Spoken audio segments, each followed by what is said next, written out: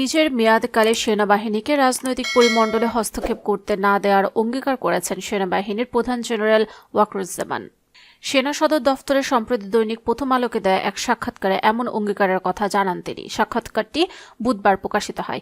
সাক্ষাৎকারের জুলাই গণ অভ্যুত্থান পরবর্তী দেশে শান্তি শৃঙ্খলা রক্ষায় সেনাবাহিনীর ভূমিকা, অন্তর্বর্তী সরকারকে সেনাবাহিনীর সমর্থন, নতুন রাজনৈতিক সংস্কৃতি তৈরি, প্রতিবেশী দেশগুলোর সঙ্গে সম্পর্ক, সংবিধান সংস্কারের মাধ্যমে রাষ্ট্রপ্রধান ও সরকার প্রধানের ক্ষমতার ভারসাম্য সহ বেশ কিছু বিষয় সেনাপ্রধানের ভাবনার কথা উঠে আসে। জেনারেল ওয়াকরুজ্জামান বলেন, সেনাপ্রধান হিসেবে নিজের মেয়াদকালে আমি রাজনীতিতে নাক গলাবো না। আমি সেনাবাহিনীকে রাজনৈতিক পরিমণ্ডলে হস্তক্ষেপ করতে দেব না। এটা আমার স্পষ্ট অঙ্গীকার। তিনি বলেন, আমার মনে প্রাণে বিশ্বাস করি রাজনীতিবিদদের বিকল্প রাজনীতিবিদরাই, তাদের বিকল্প সেনাবাহিনী নয়। যে কোনো ত্যাগ স্বীকার করে অন্তর্বর্তী সরকারের পাশে থাকার কথা জানিয়ে সেনাপ্রধান বলেন, আমরা অন্তর্বর্তী সরকারকে সহায়তা করছি। তারা আমাদের কাছ থেকে যে ধরনের সহায়তা চাইছে সেভাবে সহায়তা দিচ্ছি এবং দেব।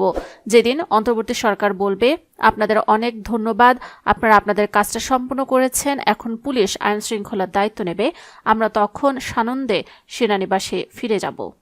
আইন শৃঙ্খলা রক্ষায় সেনাবাহিনীর দীর্ঘদিন মাঠে থাকার ঝুঁকির বিষয়ে সেনাপ্রধান বলেন, আমরা আইন শৃঙ্খলার দেখভাল করছি, কিন্তু আমাদের ১/১১ অভিজ্ঞতা খুব একটা সুখকর নয়। সেনা সদস্যদের মাঠে দীর্ঘদিনের উপস্থিতি উচ্ছৃঙ্খল কাজে জড়িয়ে পড়ার ঝুঁকি তৈরি করে। যদিও সংখ্যাটা খুবই কম, শৃঙ্খলাজনিত ঘটনার জন্য আমরা সঙ্গে সঙ্গে তদন্ত শেষে শাস্তিও দেই। এরপরও শৃঙ্খলা ভঙ্গের বিষয়টি আমাদের জন্য বিব্রতকর।